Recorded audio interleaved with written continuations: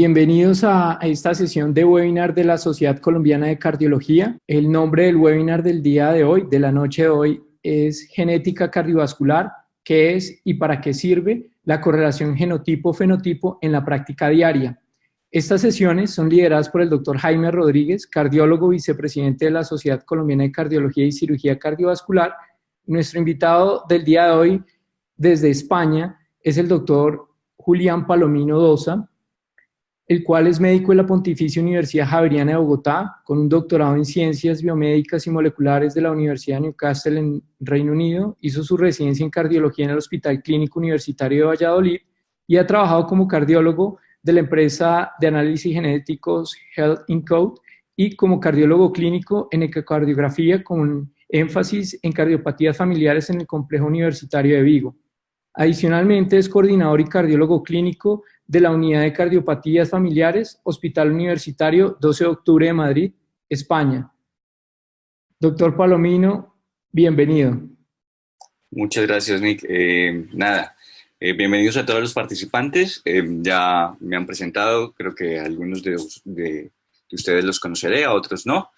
Dar las gracias a los anfitriones y a Jaime y a la Sociedad Colombiana de Cardiología por haberme invitado a dar esta pequeña charla, que para mí es muy importante pues mantener el contacto en el país y difundir un poco el conocimiento en esta área de la cardiología.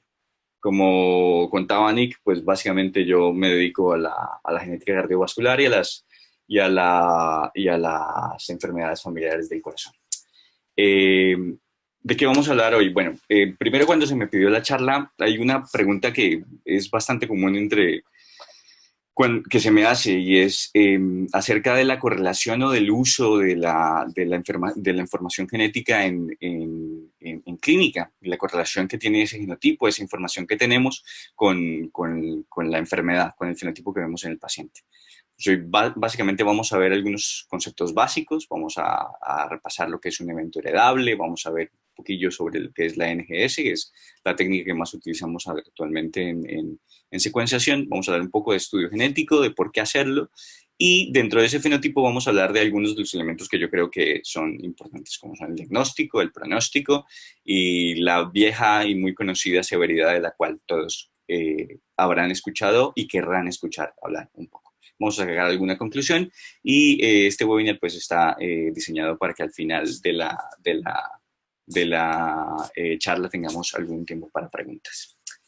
Yo creo que todos nos acordamos de la universidad, la del dogma de la biología, no me voy a detener mucho aquí. Es que a partir de un gen se produce una molécula de ARN o de RNA, y a partir de ese RNA se produce una proteína. Ese es el dogma de la biología.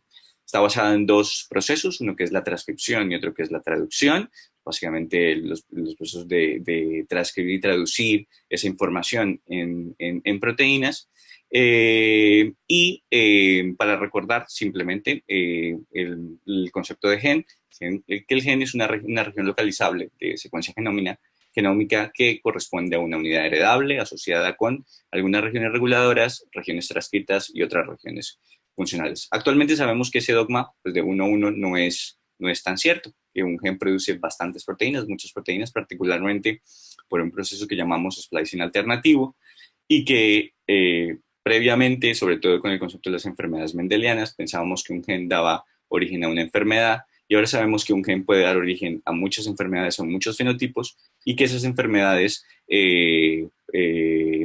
están asociadas a muchos alelos diferentes. Eso es lo que llamamos variabilidad genotípica. Y hay dos conceptos que quiero que queden por ahí dando vueltas, que son el concepto de expresividad variable y penetrancia incompleta. Penetrancia incompleta es la proporción de los sujetos que tienen un genotipo que van a presentar los rasgos característicos o fenotipos, y la expresividad variable es las diferentes formas de presentación que va a tener ese fenotipo en la población. A partir de esa molécula de ADN, pues vamos a tener al escindir o quitar las regiones intrónicas, pues vamos a tener, y abajo como está representada, pues una proteína, un RNA o un ARN maduro y una proteína. Un fenotipo, para recordar también un concepto muy básico, es cualquier característica detectable en un organismo, estructural, bioquímica, fisiológica o conductual, determinada por una interacción entre el material genético y su medio. Muy bien.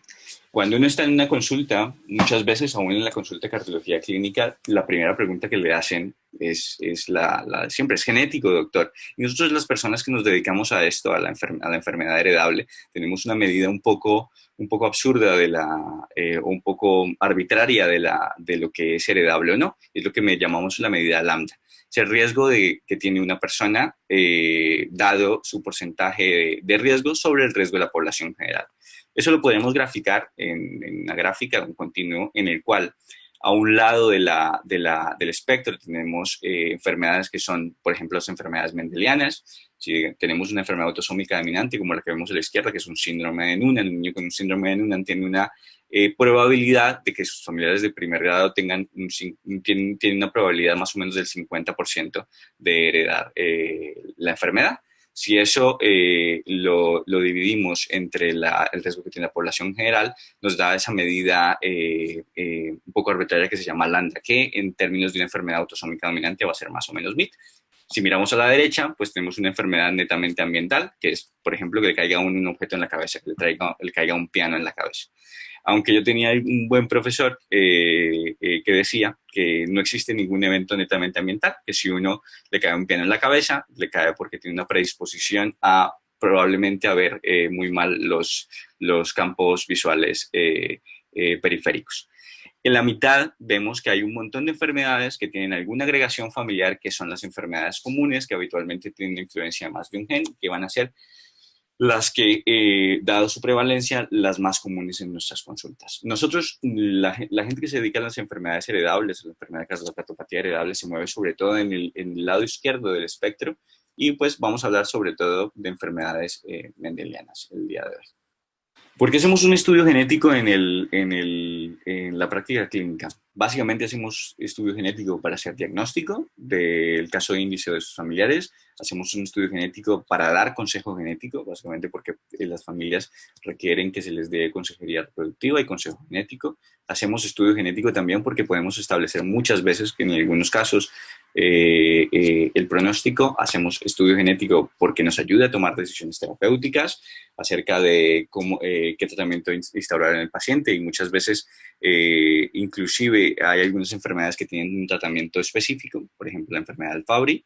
Y por último, aunque se le ha dado, parece ser que fuese una de las más importantes, hacemos un estudio genético porque es nuestro quehacer hacer investigación en salud. Voy a hablar un poco entonces la primera dimensión de la correlación genotipo-fenotipo, y para mí el tener un diagnóstico adecuado en nuestra especialidad, bueno, en cualquier especialidad médica, es la primera parte del fenotipo. Un fenotipo, la primera correlación genotipo-fenotipo que vamos a hablar es hacer diagnóstico. Y como yo soy un clínico y como la mayoría de la gente que está viendo el webinar son clínicos, pues vamos a hablar con casos clínicos. Este paciente es un paciente, cuando lo vimos en la unidad, era un paciente de 51 años, derivado en 2001 a cardiología por un electroanómalo, había sido diagnosticado de miocardiopatía dilatada idiopática, le habían seguido con múltiples tratamientos, le había puesto ácido acetilsalicílico, IECAS, beta bloqueantes, múltiples tratamientos. El paciente en general siempre había estado asintomático. Cuando lo vimos estaba en clase funcional 1 y había estado siempre en clase funcional 1 y era un deportista recreativo. Entra en nuestra consulta. Veníamos hablando, voy a hacer un poco un resumen para los que acaban de vincularse. Veníamos hablando de la correlación genotipo-fenotipo, básicamente del diagnóstico. Habíamos hablado de un paciente con una miocardiopatía dilatada que habíamos evaluado en la unidad de cardiopatías familiares y que le habíamos encontrado un CNV, una variante de número de copias en distrofina. Este es el árbol genealógico o el pedigrí final. Básicamente vemos que el paciente es portador per su hija también, y eso es muy importante. Tenemos ya un diagnóstico etiológico del paciente que le cambia también la forma en que vemos la enfermedad. La hija muy probablemente no vaya a estar afectada, pero la consejería reproductiva va a cambiar totalmente, porque los hijos varones de esta hija sí muy probablemente vayan a tener la enfermedad, vayan a tener una forma recesiva ligada a X de distrofinopatía, una miocardiopatía dilatada ligada a X. Acordaros, esto es de las fenocopias, parte del diagnóstico es distinguir una cosa de otra. Yo soy un poco tal vez extremo con la forma en que me refiero a esto, pero creo que nuestra forma de clasificar las miocardiopatías es un poco medieval. Todo lo que es grueso es hipertrófico y todo lo que está grande es dilatado. Aquí vemos tres barrigas. Las tres barrigas son de tres cosas diferentes, son tres cosas completamente diferentes, pero las tres son barrigas. Una es de cerveza, otra es un embarazo y otra es básicamente un niño. Lo mismo pasa con las miocardiopatías. Podemos tener con el test genético el diagnóstico etiológico.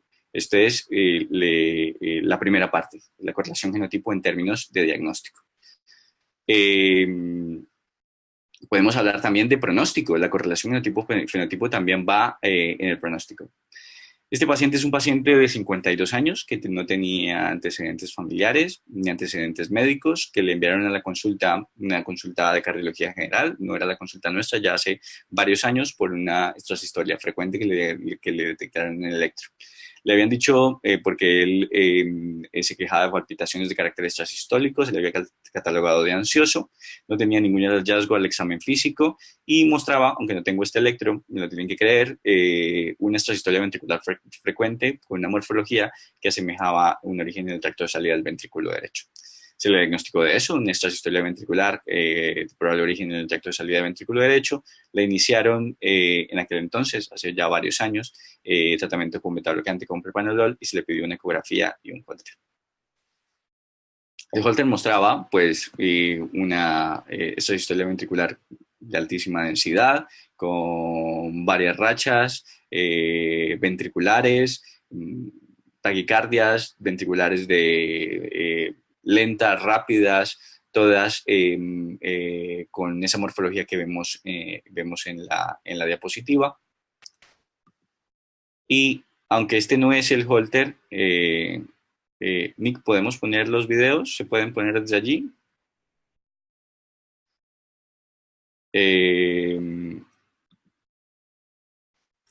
Aunque este no es el eco, el último eco que tenemos, pues me tenéis que creer, más o menos era similar, un ventrículo izquierdo dilatado, con una fracción de eyección en torno al 35%, sin alteraciones segmentales de la conducción y con insuficiencia mitral en torno a 2. No me voy a tener mucho en esto, básicamente porque no es el objeto, vuelvo a decir, como en los ecos del caso previo.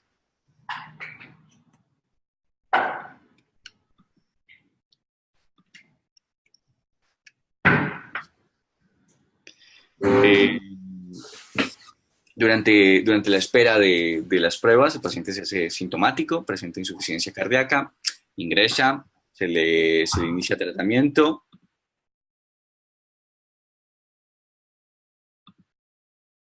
Se inicia tratamiento, se le hizo un TAC coronario para descartar lesiones coronarias. Se le hizo inclusive un estudio electrofisiológico que hablaba de un posible origen epicárdico de las cestas ventriculares, no se le pudo ablacionar y se le dejó catalogado como una miocardiopatía dilatada de una etiología. Le empezaron IECA, beta bloqueante y le dieron un alta con revisión por la consulta externa de insuficiencia cardíaca. Le hicieron una ergospirometría en la cual no tenía una limitación severa de la capacidad funcional y posterior al tratamiento le hicieron un control con una técnica completamente diferente, una ventriculografía isotópica que mostraba una fracción de eyección del 45%. Se hace, además me llamó mucho la atención porque el paciente lo veo yo un poco a posteriori, se le hace una nota explícita desde la consulta de insuficiencia cardíaca del paciente no tenía necesidad de estudio genético. Todo esto, el paciente en consulta externa, lo trae un buen día al 112, mientras dormida, presenta ronquidos agónicos, la mujer ve que no tiene pulso, inicia RCP básica, llegan los servicios de emergencia, le hacen una RCP avanzada. El primer ritmo identificable era una fibrilación ventricular. Le reaniman, hacen protocolo de hipotermia. El paciente en la UBI no tiene mayores incidencias. Se recupera neurológica y hemodinámicamente. Le hacen un CAT que no muestra lesiones significativas e implantan un DAI por allí por el 2013. El paciente había venido en varias consultas, le habían venido siguiendo y un buen día llega a la consulta de cardiopatías familiares. como ya les había dicho, uno de los elementos que tenemos muy en cuenta nosotros en la evaluación es la evaluación de la historia familiar. La historia familiar de este paciente era muy llamativa. La madre tenía diagnóstico de miocardiopatía dilatada, había fallecido a los 74 años tras ser ingresada por una taquicardia ventricular sostenida. Tenía una hermana melliza o una gemela disigota con una miocardiopatía dilatada y también fracción de eyección del 35% que lo seguían en otro hospital, y tenía un hermano y un hijo que ambos tenían un eco normal. Estaba en clase funcional en torno 1 a 2, no había tenido nuevas descargas, aunque en el monitor y en el holter pues seguía teniendo esta sistolía de moderada densidad y tenía taquicardias ventriculares, sobre todo no sostenidas, de al menos 2 morfologías que en este caso eran autolimitadas. Decidimos, básicamente por la historia familiar, porque tenía un evento mayor, que es otra razón por la cual hacemos estudio genético en la miocardiopatía dilatada, hacer un estudio genético. Este es el pedigrí, donde vemos los gemelos, la madre muerta, los afectos están señalados en rojo. Y la mutación, esa mutación dispensable de la que la consulta de insuficiencia cardíaca decía que no hacía falta hacer estudio genético, pues básicamente hicimos un panel, nuevamente, panel de NGS de 140 genes, y encontramos una mutación en la alamina. Nuevamente los elementos de patogenicidad, no estaba descrita en población general, pero sí estaba descrita, y ese es otro elemento que tenemos en cuenta, además del tipo de mutación, del gen donde está. No voy a hablar de interpretación porque no es el tópico hoy. Una parte muy importante es que tenemos sobre la vecindad y sobre la mutación en sí. Esta mutación en particular estaba asociada a miocardiopatía dilatada, con o sin trastorno de conducción asociado, y en inclusive había algún caso asociado a miopatía de Emery-Dreifuss. 8 portadores en la literatura, 7 afectos, una familia cuyo probando había sido diagnosticado a los 45 años. Las características de las familias son muy similares a la nuestra: fracción de eyección severamente deprimida, necesidad de trasplantes, antecedentes familiares de muerte súbita o muerte súbita. Lo mismo en una familia alemana y lo mismo en algunos probandos aislados que se habían visto previamente. También esta mutación en particular tiene un estudio funcional que muestra que produce, y eso es otro elemento que tenemos en cuenta, la patogenicidad, produce cambios, alteraciones funcionales que pueden explicar mecanicísticamente la patogenicidad de la variante, y esto es otro elemento, en un residuo altamente conservado en la proteína. Si nosotros vemos que un residuo, un aminoácido, se conserva mucho durante la evolución, habitualmente ese residuo aminoácido es muy importante para la función de esa proteína.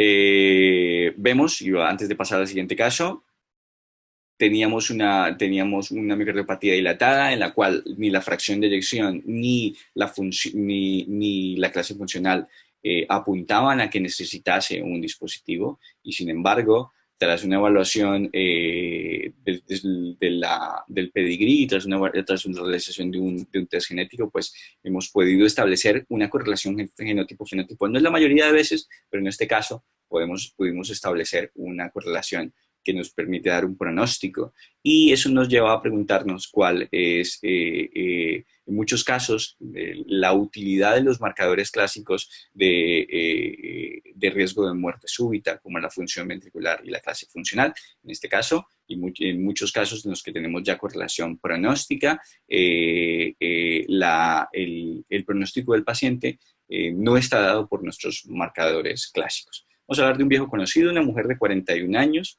estudiada a los 22 años, que estaba en seguimiento esporádico por una histolia ventricular. La paciente tenía antecedentes de tabaquismo, de hipertensión, de dislipemia. Había sido estudiada, no teníamos informes de ello, sin mayor hallazgo, y hacía un seguimiento un poco errático de la enfermedad. Un buen día tiene un síncope y una parada cardiorrespiratoria en casa. Su esposo inicia la RCP básica, llegan los servicios de emergencia, encuentran un ritmo desfibrilable, le dan 2 descargas y la traen al hospital. En el hospital, pues, encontramos una disfunción ventricular severa, un ventrículo izquierdo severamente dilatado.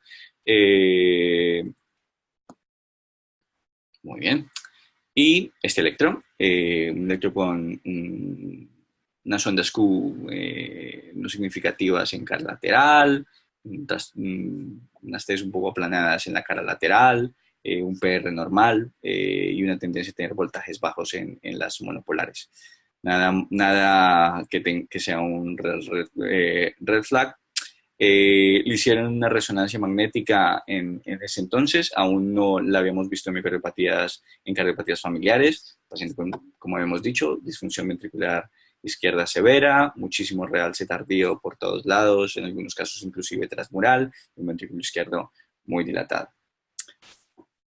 Le hizo un cateterismo, se le implantó un DAI, no tenía lesiones significativas y empezó, posterior a todo esto, seguimiento en cardiopatías familiares. Le optimizamos el tratamiento, la paciente estaba en clase funcional 2, una ergospirometría que no era buena, con un consumo pico de 14 mililitros, una ineficiencia ventilatoria que era moderada. Se habló también de ese acondicionamiento, empezó el programa de rehabilitación cardíaca y le optimizamos el tratamiento hasta que le empezamos Neparvis, Inconcord, Hiperdrenona, se le optimizó al máximo el tratamiento y la paciente pues mostró una mejoría clínica subjetiva. Esta es nuevamente el pedigrí, el árbol familiar de la paciente. Llamaba la atención que la paciente tenía su padre, se había muerto súbitamente, le habían catalogado de un infarto, aunque nunca le hicieron una autopsia. Tenía un hijo de 25 años que no se había visto y 2 hermanas que tampoco se habían visto. Por el evento mayor, por la parada cardiorrespiratoria y aunque la muerte súbita del padre era tardía, pues decidimos hacerle, como no, un estudio genético, que es lo que hacemos habitualmente nosotros. Y este estudio genético, que también fue un panel de secuenciación de nueva generación, resultó positivo. Encontramos una mutación en un gen desmosomal que se llama la desmoplaquina, un cambio en la pauta de lectura que causaba un truncamiento, nuevamente no presente en controles, que pensamos que es un mecanismo por el cual causa enfermedades a haploinsuficiencia y bueno, es probable que sea patogénica, pero ¿qué sabemos de los truncamientos en desmoplaquina? Pues básicamente si vemos, esto es una gráfica de supervivencia, los truncamientos en desmoplaquina tanto en hombres como en mujeres, vemos que los pacientes tienen una altísima mortalidad a partir de la tercera o cuarta década de la vida. Los pacientes sobre todo se mueren de muerte súbita habitualmente, no se mueren de insuficiencia cardíaca y habitualmente tienen eventos arrítmicos antes de mostrar marcadores típicos de riesgo, clase funcional mala o fracción de eyección severamente deprimida. Son mutaciones que causan displasia de ventrículo izquierdo. Nuevamente, un diagnóstico etiológico y una correlación pronóstica. Los pacientes con displasia izquierda, aquí tenemos tal vez la cohorte más grande que de mutaciones truncantes publicada. Esto es un European Heart Journal publicado por el grupo de Murcia, por el grupo de Juan Rajimeno, en el que, pues, a partir de una familia, una gran familia que mostraba una mutación y una forma izquierda de displasia, pues se revisó la literatura y traía este paper básicamente para mostraros. A la izquierda abajo, pues nos damos cuenta que la mayoría de pacientes, o casi la mayoría de los pacientes con truncamientos en desmoplaquina, pues además de tener una mortalidad muy alta, pues tienen formas de afectación biventricular, formas aisladas izquierdas, que muchas veces son diagnosticadas como miocardiopatía dilatada idiopática. Estos pacientes tienen un diagnóstico y un pronóstico completamente diferente a la miocardiopatía dilatada, mal llamada idiopática. Nuevamente, correlación genotipo-fenotipo pronóstica. Y, ¿por qué no hablar de la severidad de la miocardiopatía hipertrófica? Esto es, cada vez que alguien me pregunta sobre correlación genotipo-fenotipo, la principal pregunta y sobre lo que todos alguna vez hemos leído es sobre la severidad. Y sobre esto hay miles de cosas escritas. Ahí a la derecha, no me voy a detener mucho en ello, hay varias gráficas y varias tablas. Se ha hablado de qué gen es peor, que si están en los exones o en intrones es peor, que tener una o dos es más malo o más bueno. para mi gusto, todos estos estudios tienen múltiples problemas metodológicos y todos esos múltiples problemas metodológicos han llegado a autores inclusive muy respetables en nuestra área a decir que los hallazgos genéticos no son útiles en el prediciendo pronóstico o haciendo correlación con la severidad de la miocardiopatía hipertrófica. Para mí, no es el cuántos, es el cuáles y dónde están el que nos va a permitir hacer una correlación con esa severidad. Último caso del que os muestro, nuevamente porque somos clínicos y porque nos vamos a entender mejor así. Esta es una mujer de 36 años que fue remitida a nuestra consulta después de haber ya pasado un largo periplo en el servicio de cardiología. Padre había fallecido en 1990 cuando tenía 40 años de muerte súbita, su madre estaba sana, no tenía hermanos, había sido enseguida en pediatría y enfermedades metabólicas por una miocardiopatía hipertrófica. No había, en aquel entonces, pues, no se había hecho nada más que con la niña que tiene una muerte súbita un año después de su padre, en 1991. Y es portadora desde entonces con múltiples de las complicaciones que vemos en los portadores de dispositivo. Desfibrilador inicialmente abdominal, con sucesivos recambios, actualmente tiene un subpectoral izquierdo, le habían dado múltiples tratamientos, inclusive se había sospechado enfermedad mitocondrial, le habían dado tratamiento dietético. Es enfermera, es una paciente que en algún momento trabajó en nuestro hospital y en los últimos años había estado siguiéndose en nuestra consulta de desfibriladores y en la consulta de insuficiencia cardíaca sin eventos mayores. En el 2016, en agosto, presenta un ingreso en otro hospital por síntomas de insuficiencia cardíaca, disnea, ortopnea, malestar abdominal, en el Hospital de La Paz, es otro de los hospitales de Madrid. Documentan disfunción ventricular, insuficiencia cardíaca, le empiezan tratamiento, tiene una muy buena respuesta al tratamiento médico y le envían a nuestro centro. Mira, se puede poner, muy bien. Este es el eco, no es el eco inicial, ellos hablaban de disfunción ventricular severa. A nosotros, aunque las imágenes y la ventana no es muy buena, nos pareció que era un poco menos. Vemos la hipertrofia, vemos la trabeculación y vemos una disfunción ventricular en torno al 40% más o menos. ¿Cómo no? Y recordar que para la miocardiopatía hipertrófica el estudio genético está indicado, tiene una indicación clase 1, exceptuando si no tienen familiares en riesgo, que es muy, muy raro y para mi gusto tampoco es una razón porque como lo defiendo, tenemos una correlación pronóstica, le hicimos un panel pequeño, 17 genes, el estudio resultó positivo, una mutación, un cambio de sentido, no reportada en población general, un residuo altamente conservado en una región que llamamos la región conversora de la cadena pesada de MH7. ¿Por qué es importante esta región conversora? Esta gráfica, esta tabla ininteligible que os traigo es básicamente para contaros que esa región conversora y esta mutación en particular, pues está reportada y la hemos encontrado en múltiples pacientes con diferentes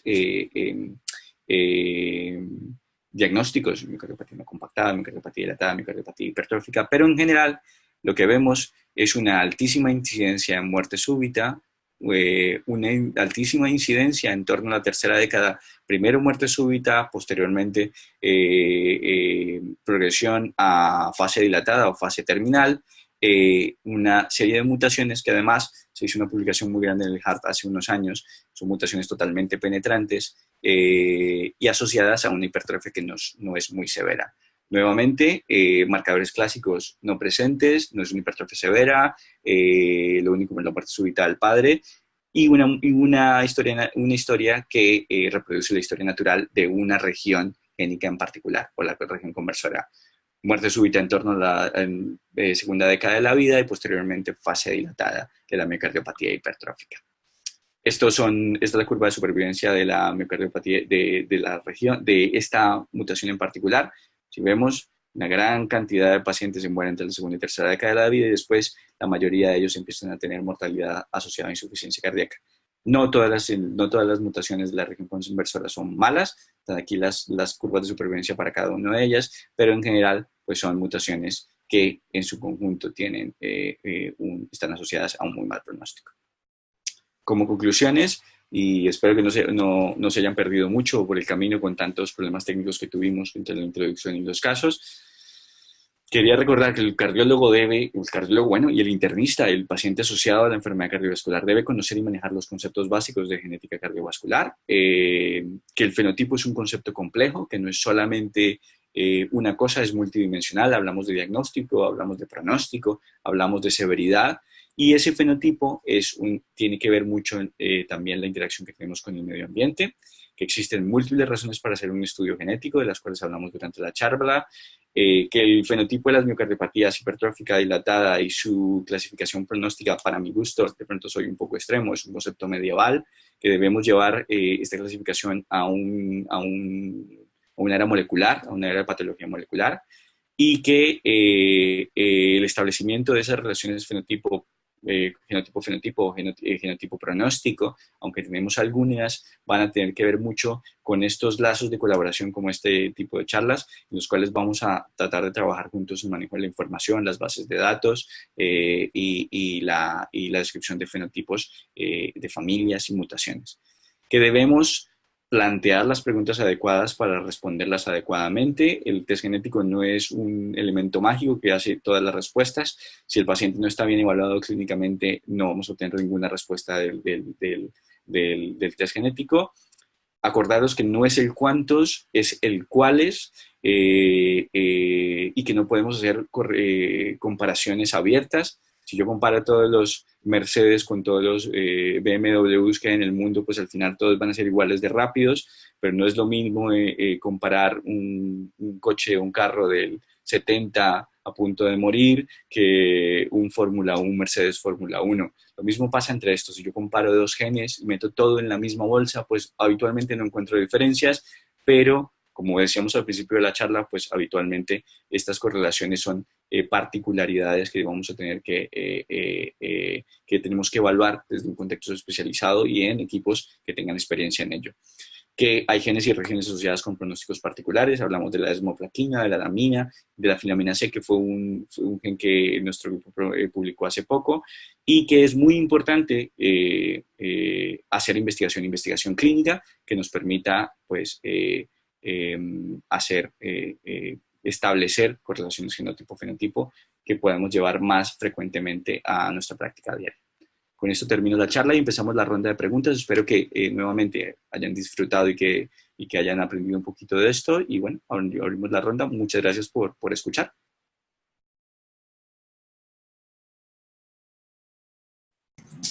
Muchísimas gracias, doctor Palomino. Vamos a ver las preguntas que nos hacen en redes sociales y asimismo también por parte de los participantes. Vamos a ver la sesión de chat. A ver.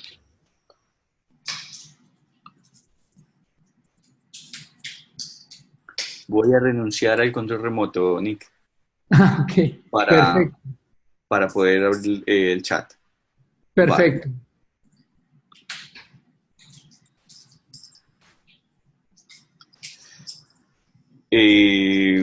Vale. Empezamos. Juan David, hay una pregunta de Juan David en el chat. No sé si la viste. Hola, Juan David. Esa pregunta es una pregunta muy buena.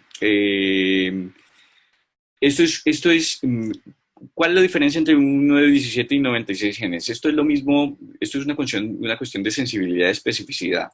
En los 17 genes, o en un panel pequeño de hipertrófica o de cualquier enfermedad cardiovascular, habitualmente capturamos la mayoría de variación genética. Es decir, la mayoría de variación genética de miocardiopatía hipertrófica está acumulada en los genes sarcoméricos. Entonces, en esos paneles pequeños, sobre todo, tenemos sarcoméricos y fenocopias mayores, Fabry, Pompe, Danon, PKRG2 y todas estas cosas, y eso engloba la mayoría de la variación genética.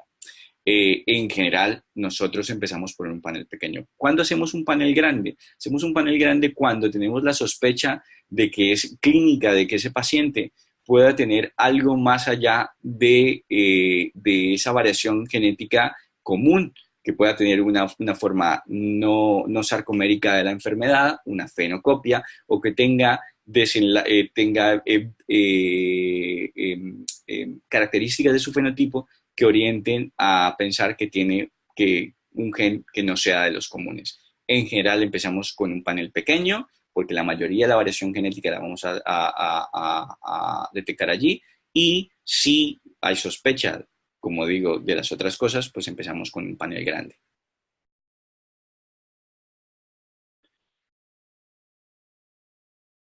Muy bien, Natalia me pregunta, ¿disponemos de este panel genético en todas las instituciones en Colombia o a dónde debemos remitir el estudio? Mira, Natalia, yo estoy bastante desvinculado de la cuestión administrativa en Colombia. Llevo mucho tiempo sin vivir en el país, vivo fuera.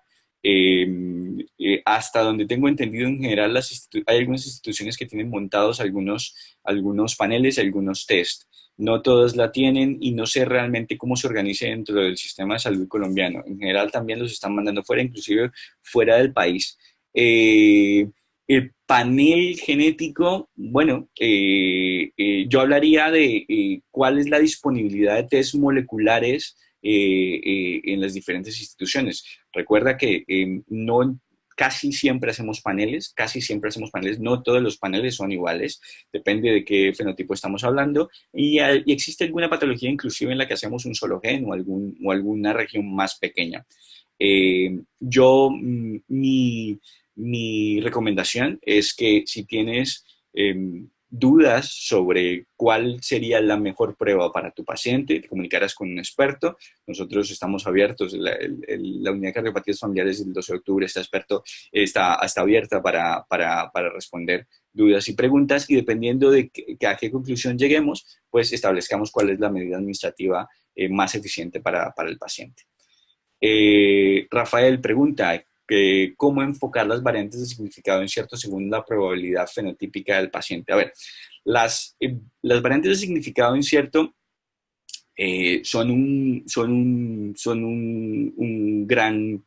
uno de los grandes interrogantes que tenemos cuando tenemos el resultado antes genético. Muchos de los resultados que tenemos en la secuenciación, cuando hablamos de test genético, en general hablamos de secuenciación, son variantes que no les podemos decir que sean blancas o negras, que son grises, que podrían ser o no. Yo, en las variantes de significado incierto, los buses, suelo subclasificarlos, por así decirlos, según la probabilidad que tengan de asociación y de acuerdo a la asociación de ese gen con el fenotipo. Me explico. No es lo mismo un cambio de sentido en un gen candidato que un cambio de sentido en cadena pesada de un paciente con miocardiopatía hipertrófica. Son completamente diferentes. En términos generales, si no podemos establecer patogenicidad con las características moleculares en sí de la variante, el test básico y más rotundo de patogenicidad es la familia.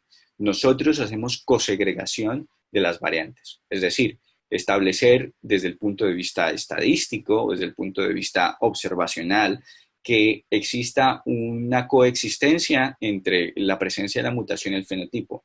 Si tenemos pacientes afectos que no tienen la variante, descartamos inmediatamente la variante, o si llegamos a una probabilidad, son más de una generación, por lo menos 5 probandos, en el que los no afectos no la tengan y que los afectos la tengan, podemos darle un valor a esa patogenicidad. No sé si responde a tu pregunta, pero creo que era lo que estabas preguntando.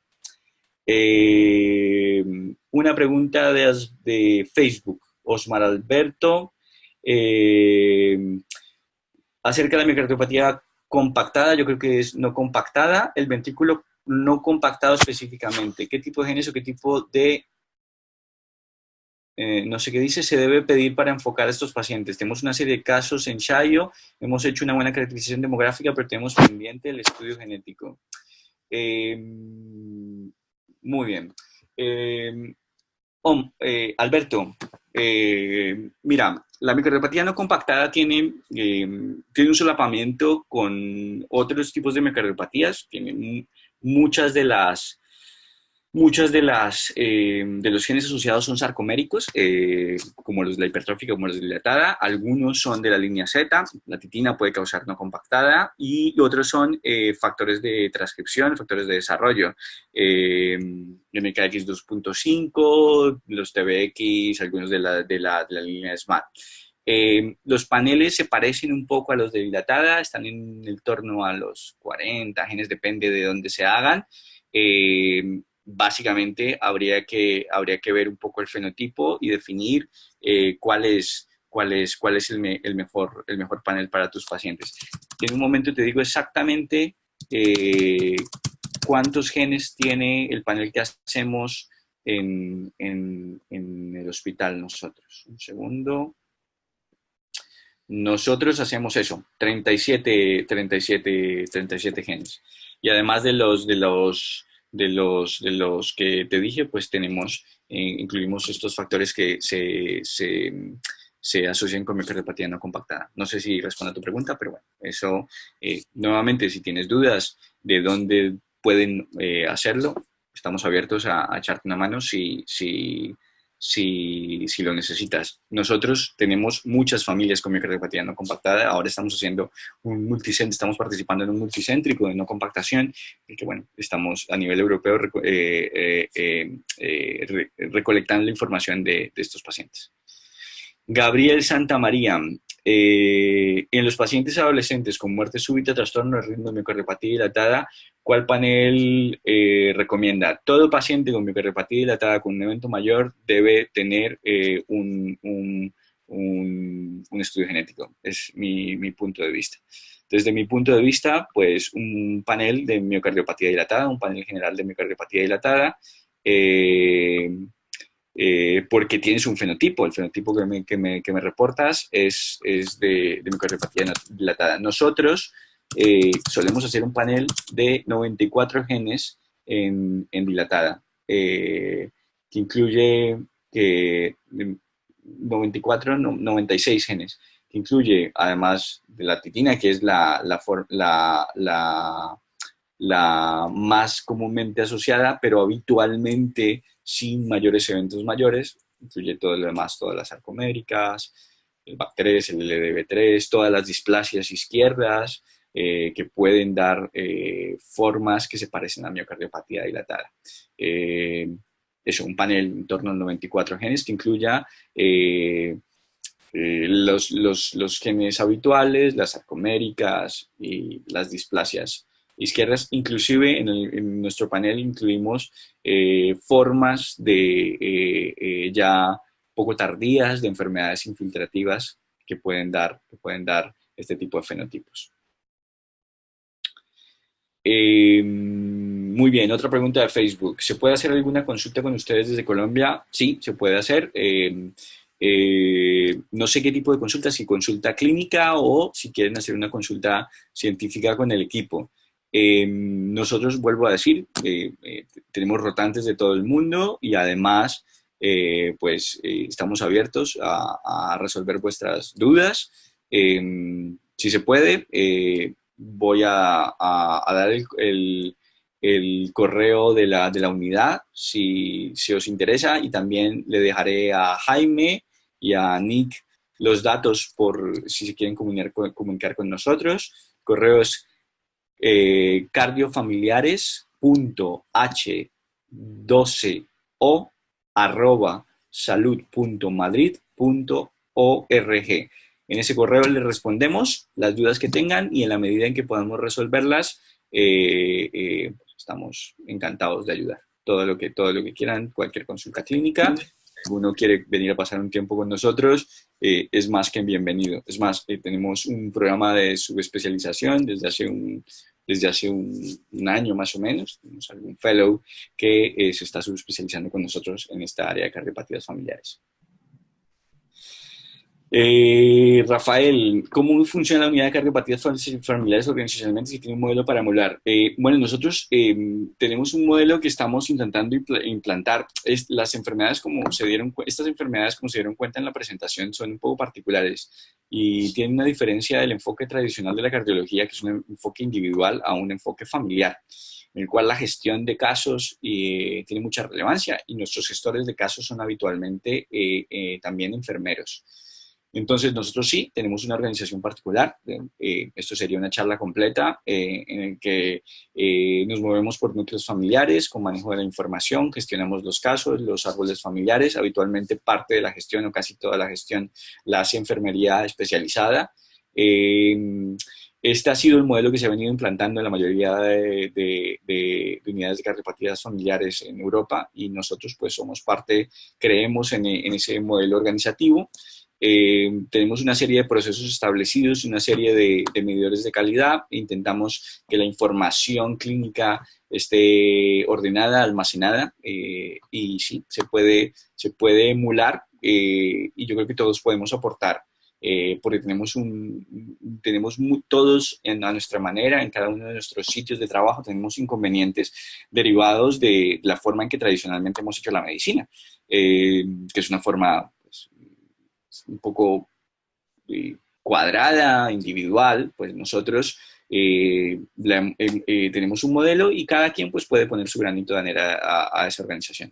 Nuevamente, podemos organizar charlas, podemos hablarlo, podéis comunicaros con nosotros desde el correo electrónico o a través de la sociedad, a través de Jaime, a través de Nick, y podemos un poco orientaros en lo que es la organización de la consulta de cardiopatías familiares.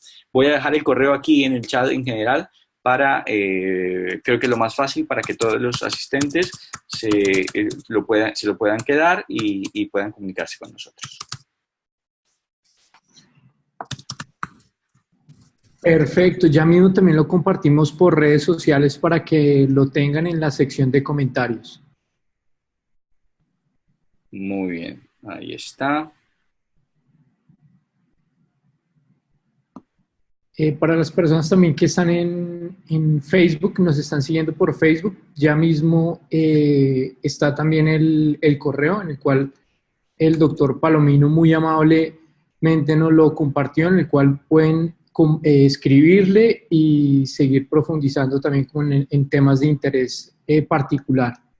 Bueno, acaba de escribir un hemodinamista de la Fundación Cardiovascular de Colombia que paradójicamente crecí con él y también le mando un saludo a Libardo Medina, que es un buen amistad al que aprecio y quiero como amigo. Un saludo también, Libardo. A ver cuándo hablamos. Doctor Palomino, súper bien, a pesar de las dificultades iniciales, compartirle que tuvimos un alcance a través de redes sociales de cerca de 2,000 personas, más personas que se siguieron completamente el webinar, alrededor de 100 personas. Así que pues todo un éxito este webinar y esta primera aproximación en cuanto a toda la parte genética y la parte cardiovascular.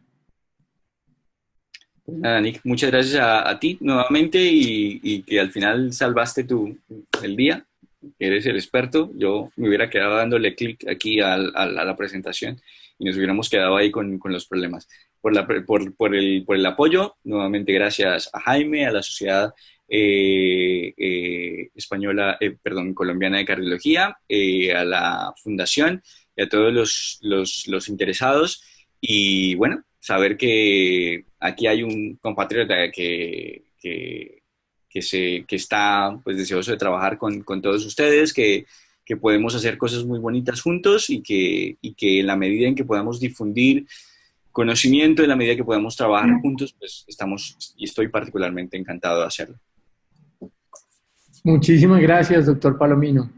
Muy bien. Hasta luego, Nick. Chao, que estés muy bien. Llegamos, ¿no? Sí, señor. Muy bien. Hasta luego.